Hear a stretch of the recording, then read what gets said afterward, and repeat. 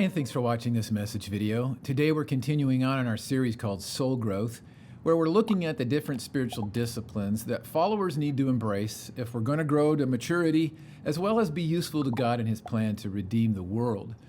Now, today I'm going to be talking about the discipline of fasting, and I think most people know that fasting is when we intentionally don't eat food for a certain period of time.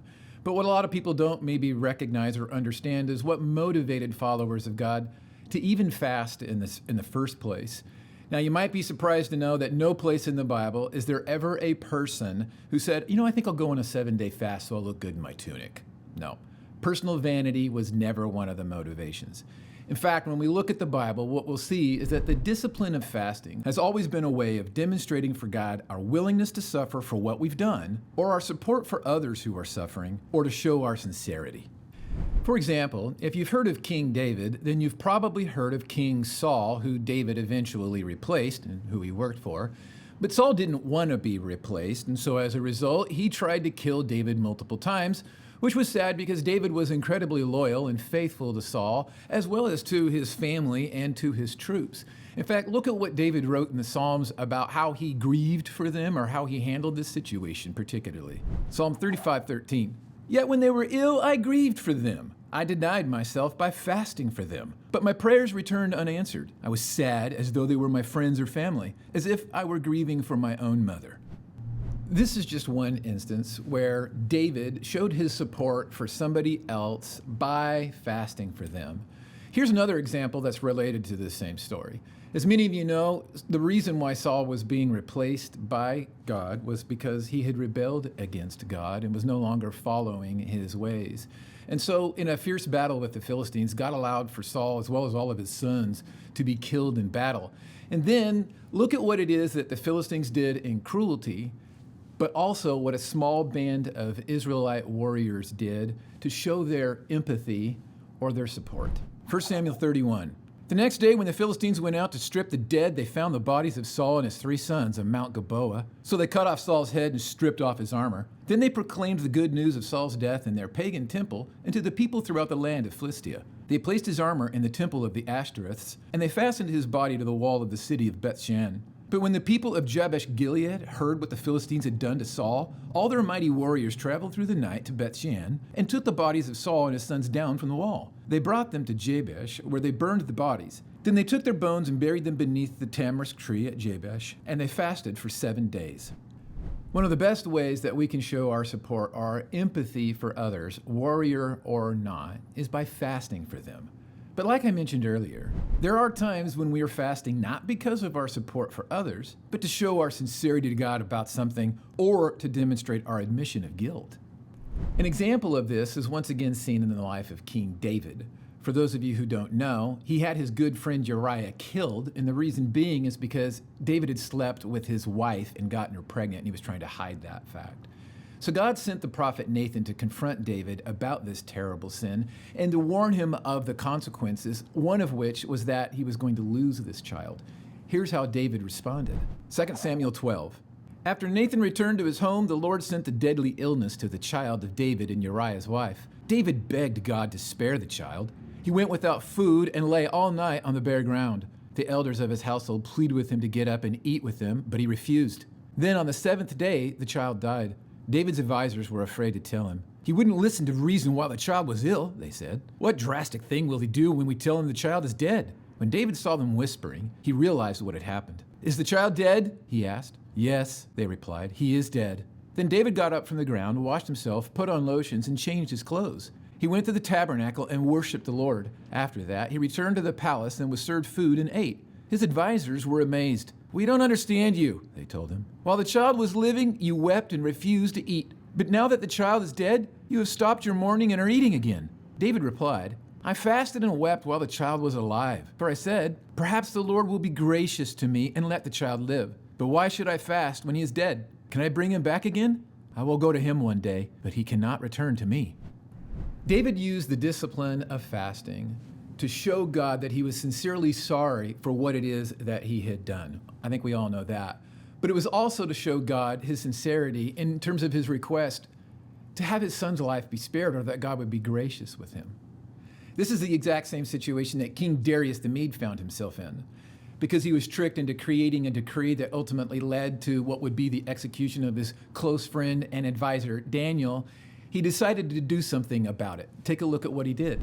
Daniel 6. Hearing this, the king was deeply troubled, and he tried to think of a way to save Daniel. He spent the rest of the day looking for a way to get Daniel out of this predicament.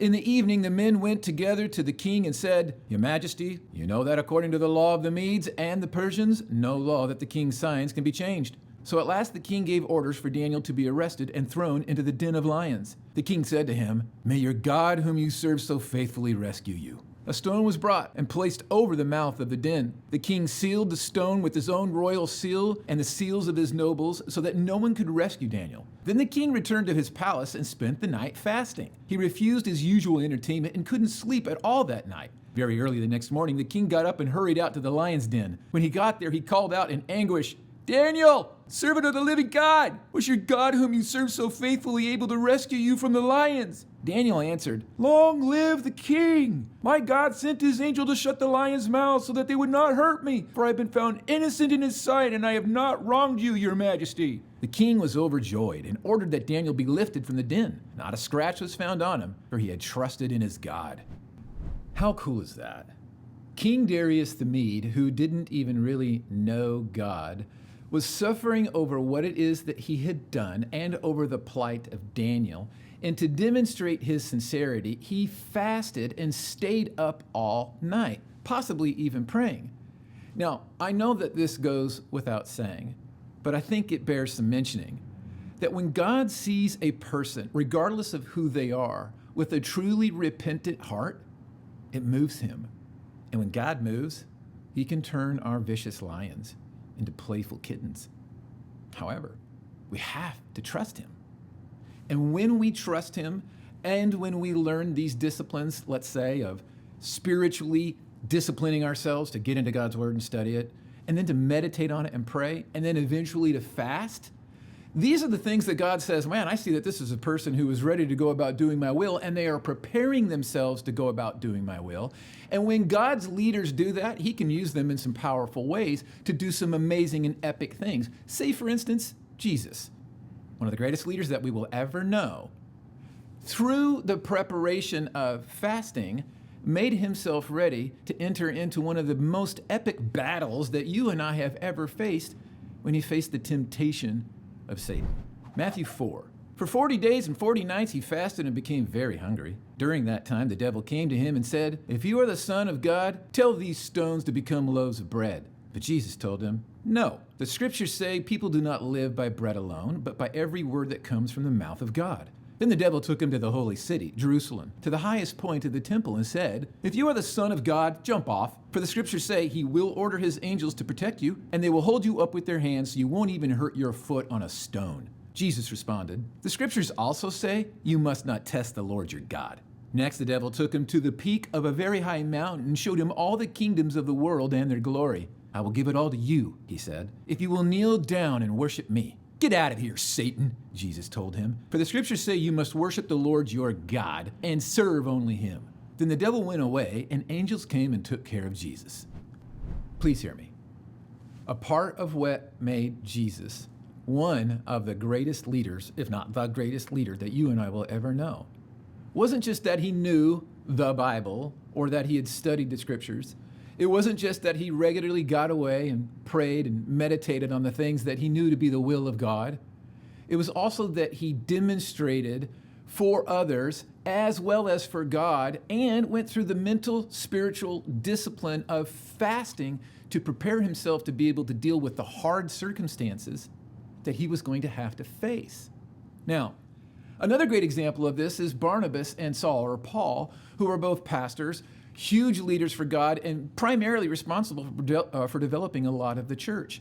Look at how they themselves were disciplined to not just study and pray, but also to fast. Acts 13. Among the prophets and teachers of the church at Antioch of Syria were Barnabas, Simeon, called the Black Man, Lucius from Cyrene, Manaen, the childhood companion of King Herod Antipas, and Saul. One day as these men were worshiping the Lord and fasting, the Holy Spirit said, Appoint Barnabas and Saul for the special work to which I have called them. So, after more fasting and prayer, the men laid their hands on them and sent them on their way.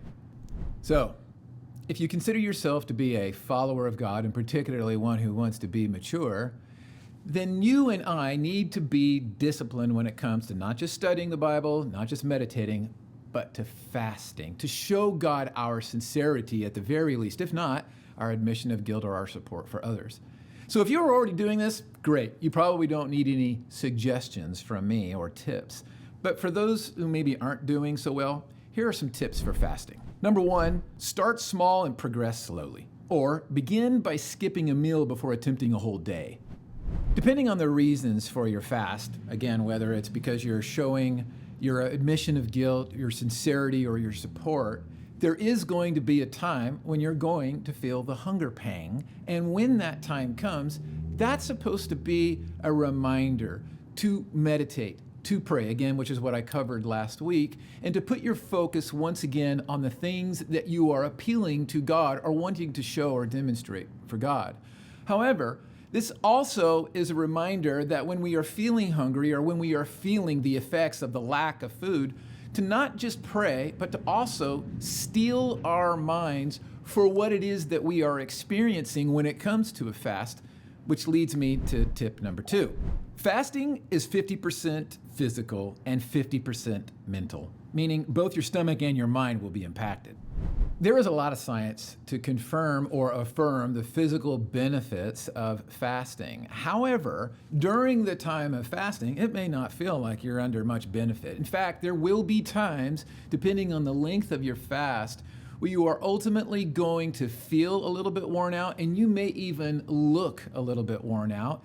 And the truth is that God wants us to be aware of this and to be able to compensate for it so that we're not running around demonstrating for others inadvertently or certainly on purpose that we are fasting. In fact, the one thing that Jesus was very careful to make sure that his disciples were aware of is that they were never drawing attention to themselves or trying to bring their efforts of fasting into the light so that other people could praise them for that, like what the Pharisees were doing. In fact, look at what he said about this. Matthew 6. And when you fast, don't make it obvious as the hypocrites do, for they try to look miserable and disheveled so people will admire them for their fasting. I tell you the truth, that is the only reward they will ever get. But when you fast, comb your hair, wash your face. Then no one will notice that you are fasting except your Father who knows what you do in private. And your Father who sees everything will reward you. This brings me to the third and final tip on fasting.